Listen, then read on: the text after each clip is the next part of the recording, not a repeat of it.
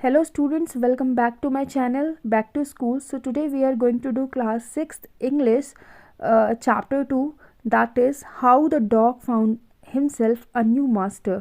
कि एक जो डॉग है उसने अपने लिए एक मालिक कैसे ढूंढा. So before you read, you may know that the dog and wolf are closely related. आपको पढ़ने से पहले ये बता दें कि जो डॉग है और जो वॉल्फ है वो एक दूसरे से क्या है, संबंधित हैं, बहुत क्लोजली रिलेटेड है. You may also know something about how over the centuries human beings have domesticated and tamed wild animals. और आपको ये भी पता होगा कि कैसे 100 से भी ज़्यादा सालों से जो ह्यूमन बींग्स हैं, इंसान हैं, वो जंगली जानवरों को, वाइल्ड एनिमल्स को क्या कर रहे हैं, पालतू बना रहे हैं. डोमेस्टिकेट करने का मतलब क्या होता है, पालतू बनाना. टेम का मतलब भी क्या होता है, पालतू बनाना. Here is a story about how the dog became a tame animal. यहाँ पे एक स्टोरी दी गई हुई है जिसमें बताया हुआ है कि एक डॉग जो है वो पालतू जानवर कैसे बना. तो चलिए पढ़ते हैं.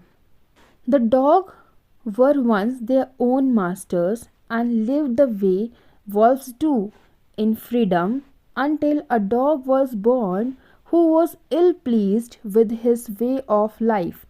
तो एक समय की बात है, जो डॉग्स थे वो अपने खुद के मास्टर्स थे, अपने खुद के मालिक थे. और जैसे कि वॉल्फ फ्रीडम में रहते थे, आज़ादी से रहते थे, वैसे ही सारे डॉग्स बहुत ही आज़ादी से रहते थे.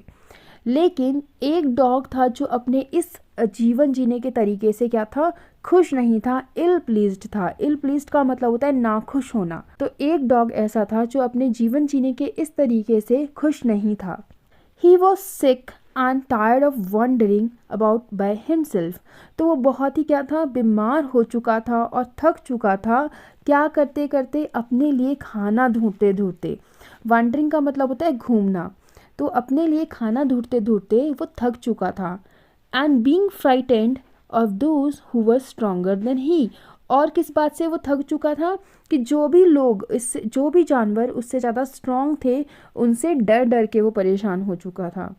He thought it over and decided that the best thing for him to do was to become the servant of the one who was stronger than anyone on the earth. तो उसने सोचा, बहुत सोचा, और ये डिसाइड किया, ये निश्चय किया कि उसके लिए बेस्ट चीज़ ये रहेगी कि वो एक ऐसे इंसान, एक ऐसे जानवर का सर्वेंट बन जाए जो कि पृथ्वी पे क्या है, सबसे ज़्यादा क्या है, स्ट्रॉन्ग है, सबसे ज़्यादा पावरफुल है. And he set out to find such a master. और वो जो है एक ऐसे ही मास्टर को ढूंढने के लिए निकल पड़ा.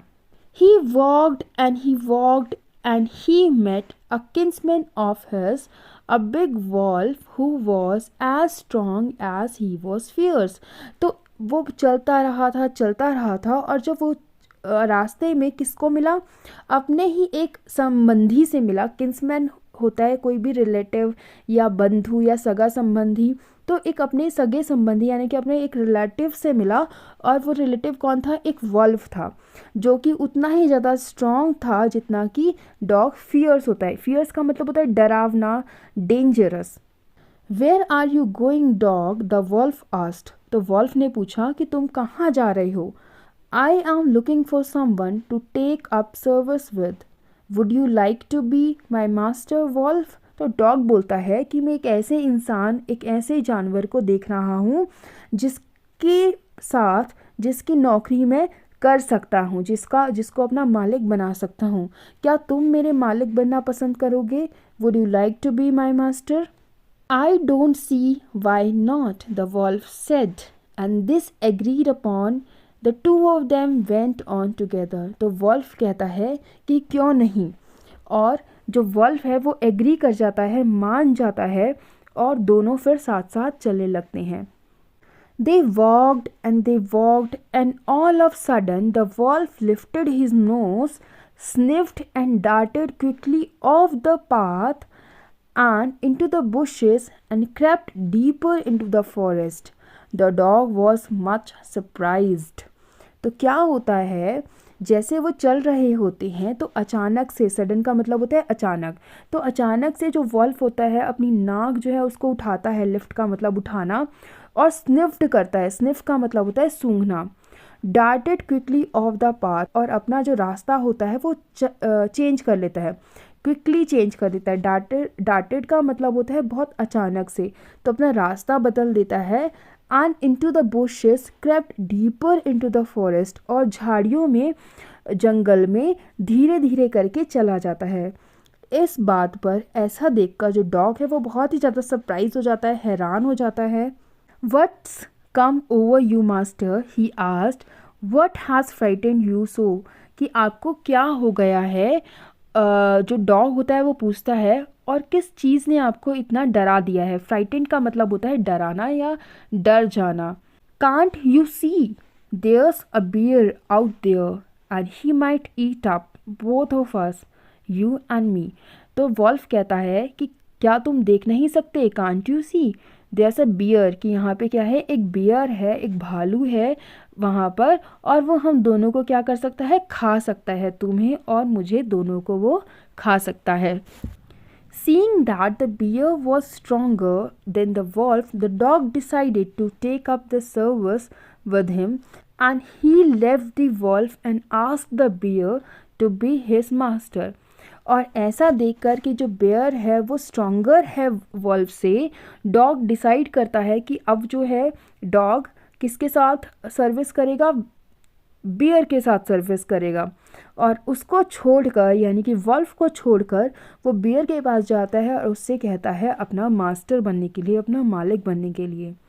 The bear agreed to this readily, और इस पर जो बियर होता है वो तुरंत ही मान जाता है और कहता है let us go and find a herd of cause, कि चलो चलते हैं और हम गायों का एक झुंड ढूंढते हैं।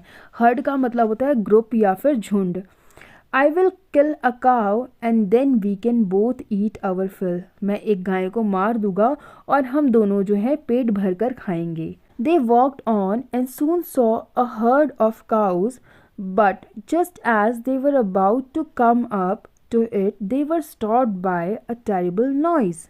The cows were moving loudly and running in a panic in all directions. तो क्या हुआ, जैसे कि वो लोग चल रहे थे तो अचानक से जल्दी ही उन्होंने क्या देखा, गायों का एक झुंड देखा। लेकिन फिर क्या हुआ, जैसे ही वो गायों के झुंड के पास जाने वाले थे, उन्हें किसी एक टेरिबल नॉइज़ ने रोक दिया। एक आवाज़ सुनाई दी जो बहुत ही ज़्यादा कैसी थी, टेरिबल थी, परेशान करने वाली थी। जो सारी की सारी गायें थी वो क्या कर रही थी, बहुत ज़ोर से चिल्ला रही थी। गायों की आवाज़ को क्या बोलते हैं, मूइंग बोलते हैं। और सारी की सारी गायें इधर उधर डायरेक्शंस में भाग रही थी डर के मारे। पैनिक का मतलब होता है डर जाना। The bear looked out from behind a tree and then he too ran hastily deeper into the forest. जो बेयर था उसने एक पेड़ के पीछे से झांक कर देखा और फिर वो बहुत ही जल्दबाजी में जंगल के अंदर भाग गया। Now, why did I have to come here? Said he to the dog.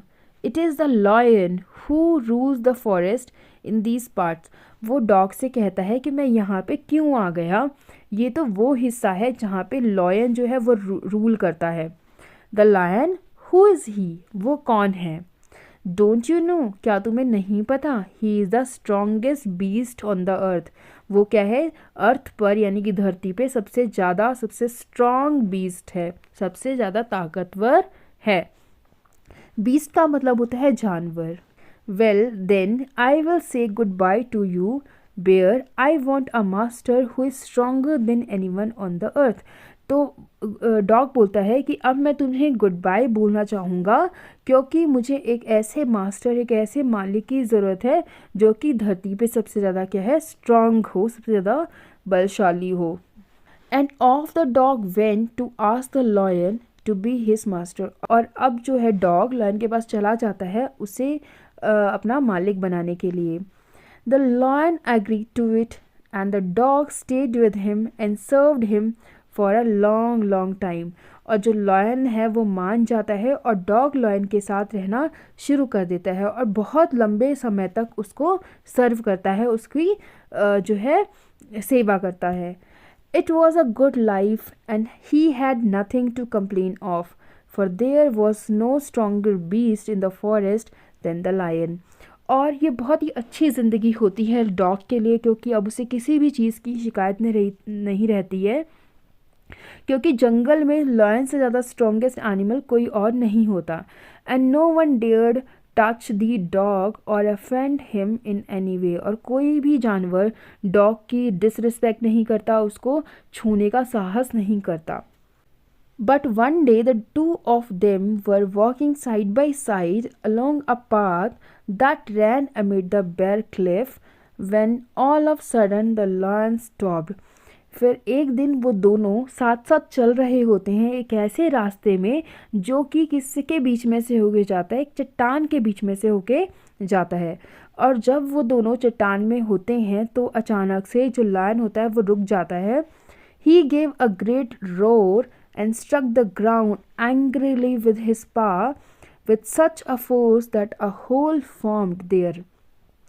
तो जो लायन होता है वो क्या करता है, बहुत ज़ोर से दहाड़ मारता है। रोर का मतलब होता है दहाड़ना। और ग्राउंड पे क्या करता है, बहुत ही गुस्से में एक जो है ठोकर मारता है, एक अपने पैर पटकता है कि उस चट्टान पे क्या हो जाता है, एक छोटा सा होल बन जाता है।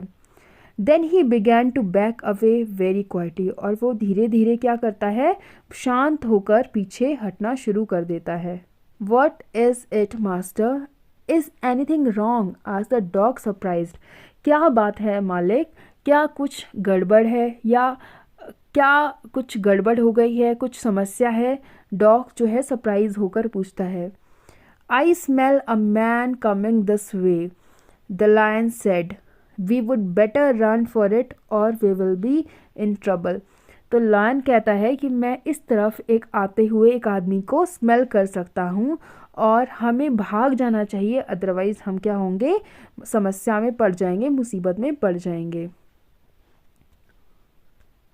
ओह well then I will say good bye to you lion, I want a master who is stronger than anyone on the अर्थ।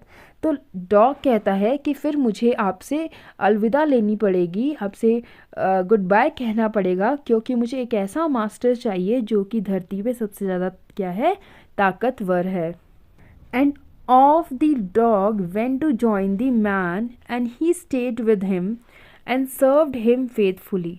और जो डॉग होता है वो आदमी को ज्वाइन करने के लिए चला जाता है और उसके साथ रहता है और बहुत ही ईमानदारी से, बहुत ही वफादारी से उसको सर्व करता है, उसकी सेवा करता है।